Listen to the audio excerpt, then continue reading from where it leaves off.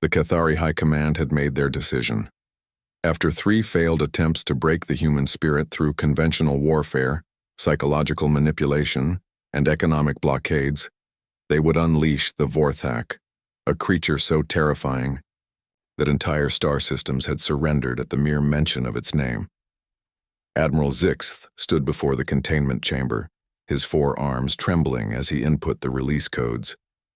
The Vorthak had been captured from the death world of Mortis, Prime, where it had single-handedly eliminated an entire research colony, standing 12 feet tall with obsidian scales that seemed to absorb light itself, razor-sharp claws capable of cutting through starship hull plating, and a maw filled with rows of crystalline teeth.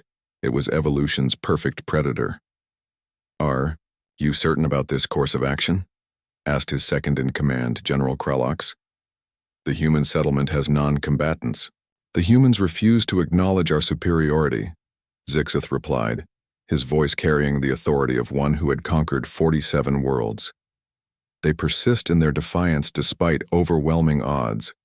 Perhaps when they witness true terror, they will finally submit." The release mechanism hissed, and the Vorthak emerged from its prison like liquid shadow given form. Its predatory eyes surveyed the transport bay before fixing on the Admiral. For a moment, even Zixith questioned his decision as those ancient, hungry eyes seemed to peer into his very soul. The creature was loaded into a drop pod and launched toward New Haven, the human colony's primary settlement. Zixith watched from orbit as the pod streaked through the atmosphere like a falling star, carrying death to the planet below. 8-year-old Emma Chen was collecting wildflowers near the settlement's edge when the sky lit up.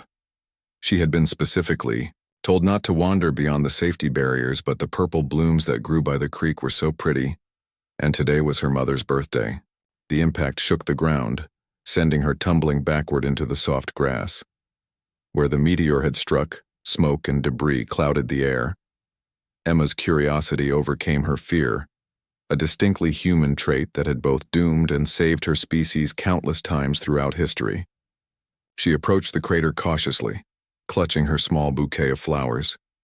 The smoke began to clear, revealing something that should have sent her screaming back to the settlement. Instead, Emma tilted her head and studied the creature that was slowly rising from the wreckage. The Vorthak stood to its full height, its massive frame casting a long shadow across the crater. It turned toward Emma, and their eyes met. In that moment, something extraordinary happened. Something that the Cathari, in all their tactical brilliance, had failed to understand about humans. Emma saw a creature that was hurt. One of the Vorthak's arms hung at an odd angle, clearly injured in the impact.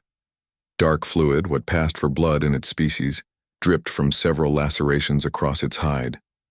Its breathing was labored, and despite its fearsome appearance, Emma recognized pain when she saw it.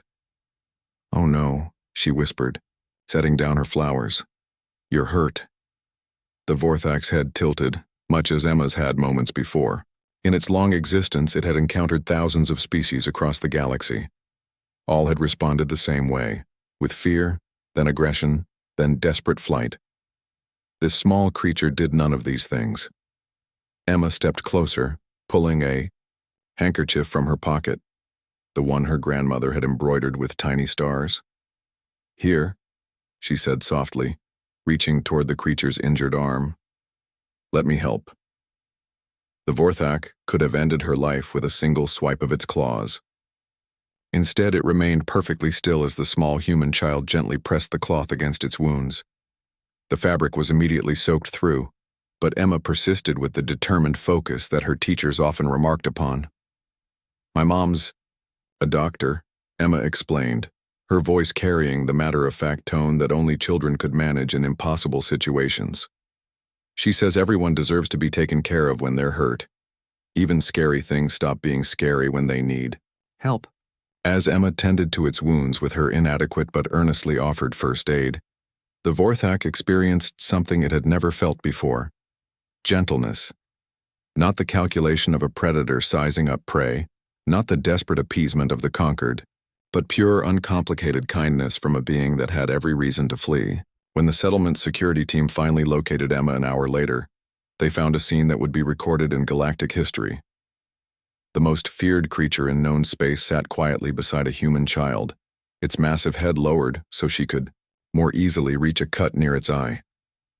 Emma was humming softly, an old lullaby her mother sang to her, while using leaves and stream water to clean the Vorthak's wounds. "Emma!"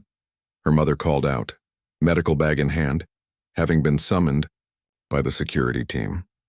Dr. Sarah Chen stopped short when she saw the tableau before her. "Mom," Emma waved cheerfully. "This is my new friend. He's hurt, but I think he's feeling better now.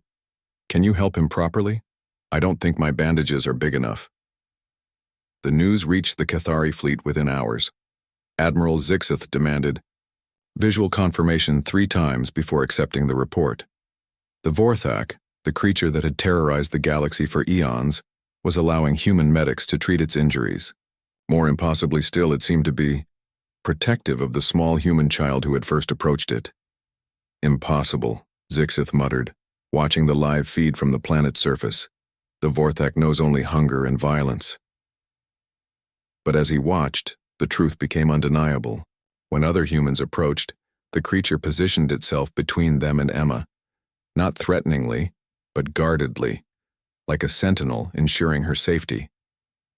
It allowed the medical treatment only because Emma asked it to, translating the doctor's instructions with hand gestures and simple words.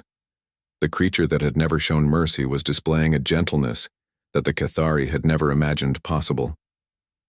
"Sir," General Kralok said quietly, "perhaps we have misunderstood something fundamental about the humans." Admiral Zixith watched as Emma shared her lunch with the Vorthak, laughing as the massive creature delicately accepted a sandwich with claws that could rend durasteel.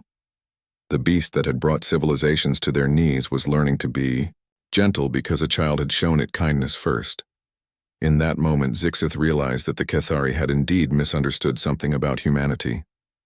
They had assumed that strength meant conquest, that intelligence meant dominance, that survival meant the elimination of threats. But humans had survived and thrived not because they were the strongest, or the smartest, or the most ruthless. They had succeeded because they possessed something far more powerful: the ability to see potential friends where others saw only enemies, to offer kindness where others offered only violence, and to believe that even the most terrifying creatures could choose gentleness when shown love. The Cathari withdrew their fleet that same day. They never returned to human space, carrying with them a new understanding of what true strength looked like. A small child with flowers in her hand and bandages in her pocket, transforming the galaxy's most feared predator into its most devoted guardian through nothing more than compassion. On New Haven, Emma continued to visit her friend every day, teaching the Vorthak human games and learning to understand its complex language of rumbles and gestures. The creature that had known only darkness had found light in the most human of gifts: unconditional acceptance and the unwavering belief that everyone deserved kindness no matter how frightening they might appear. And in the vast cosmos, word spread among countless species of the day when humanity's greatest weapon revealed itself to be not technology or tactics, but the simple, profound power of a child's open heart.